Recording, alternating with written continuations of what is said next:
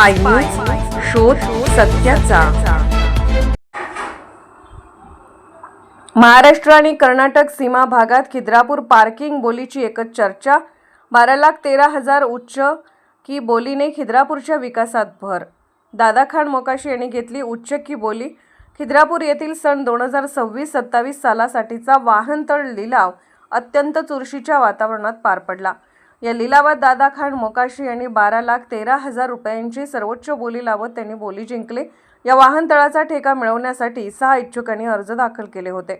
यामध्ये दीपक कोठीवाले, दादाखान मोकाशी, रावसाहेब पाटील, आयशा मोकाशी, कुतबुद्दीन कागवाडे आणि अल्ताफ मोकाशी यांचा समावेश होता।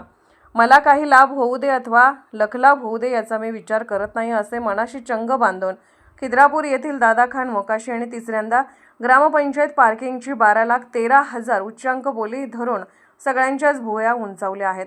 जिद्द आणि सेवाभावी वृत्तीने पेटून उठलेल्या दादाखान मोकाशी यांनी यंदा तिसऱ्यांदा वर्षभराचे पार्किंग ठेका उच्चांकी बोली धरून यामध्ये बाजी मारली। अनेक बोलीधारक यामध्ये सहभाग दर्शवला होता, परंतु मोकाशी यांनी मागे वळून न पाहता बोलीचा उच्चांक वाढवत गेला।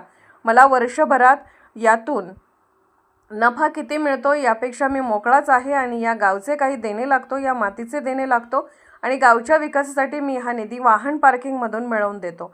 यामधूनच गावच्या विकासाला माझा खारीचा वाटा म्हणून हातभार लागत आहे। त्यामुळे मी या कोपेश्वराच्या कृपेने भाजी भाकरी खाऊन का होईना समाधानाने जीवन जगत आहे, असेही ते बोलत असतात। या उदात्त भावनेने त्यांनी पुन्हा एकदा बोली आपल्या पदरात पाडून घेतली। परंतु यंदाच्या वाहन पार्किंग लिलावाच्या बोली दरम्यान काही काळ तणावपूर्ण वातावरण बनले होते, परंतु कुरुंदवाडचे police head constable Suhas Bhosale हे उपस्थित राहून व्यवस्थितरित्या बोली पार पाडण्यास सहकार्य केले। या बोली प्रक्रियेच्या दरम्यान सरपंच सौ सारिका कदम, उपसरपंच अमित कदम, ग्रामपंचायत सर्व सदस्य, पोलीस पाटील दीपाली पाटील, तंटामुक्त अध्यक्ष अण्णासाहेब कुरुंदवाडे, माजी सरपंच हैदरखान मोकाशी, गणेश पाखरे आदी उपस्थित होते। संपूर्ण कामकाज ग्रामविकास अधिकारी संजय पाटील यांनी पाहिले। त्यांना ग्रामपंचायत कर्मचारी श्रीपाद रायनाडे, अब्दुल मिर्जे, ज्योती खोत आणि तय्यब आलासे यांनी सहकार्य केले।